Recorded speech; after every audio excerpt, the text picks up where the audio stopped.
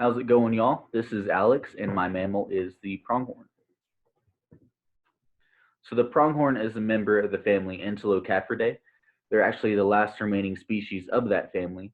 There used to be a lot of different kinds of species back in the Ice Age, but they've all since gone extinct, and the pronghorn is the only remaining one.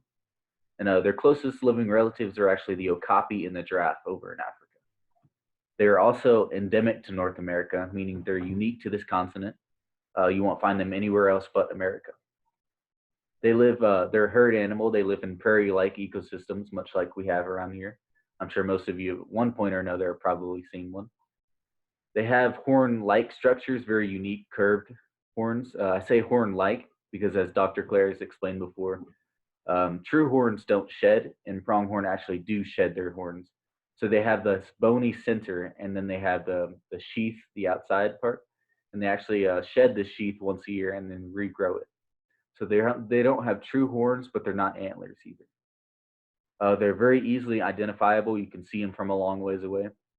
They are tan and whites, and they have these white stripes going up their neck. And the males will actually have this black patch kind of on their cheek as well, right below their eye. So this is their historic as well as their current range.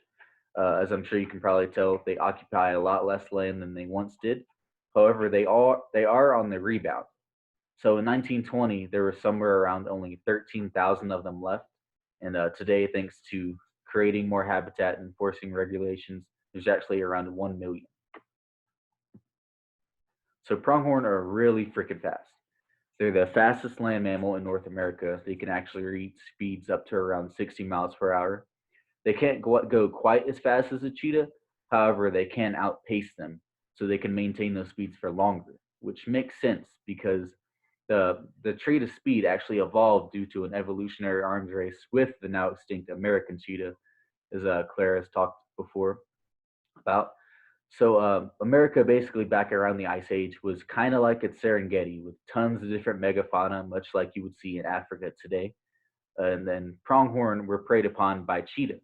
So the pronghorn had to get faster to evade the cheetah. The cheetah had to get faster to catch pronghorn, and so on. And now, even though the cheetah is now extinct, the pronghorn has actually retained that trait of speed. Another weird thing about pronghorn is they actually refuse to jump fences. So even though they're perfectly capable of doing so, they rarely ever jump fences. Most of the time, you'll see them go under. And in fact, a lot of the times they have designated areas for pronghorn to cross under fences. A lot of the times there'll be like a PVC pipe or something on the bottom strand of fence so they don't get tangled up or caught in it. No one knows quite why this is, but it's theorized since maybe they live in prairie environments and they evolved living in those environments, they never had to really jump over any cover taller than maybe, say, a sagebrush. So it's theorized that maybe it's not because they can't, maybe that they're just not used to doing something like that in their natural habitat. So pronghorn mate from September to October. That's when the females go into estrus. The males exhibit female defense polygamy. That's where they will group up a harem of females and defend them and mate with only that harem, much like elk do or a lot of other even-toed ungulates. Females typically give birth to only one baby. Sometimes they give birth to two, but mostly it's one.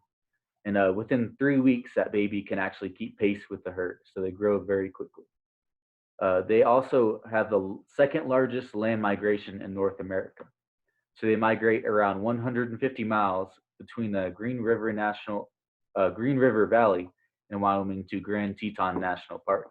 And they do that every spring when the snow starts to recede, so they can graze on the green grass that's growing as the snow is disappearing. That's all I got for you. Thanks for listening, and I hope you learned something about pronghorn.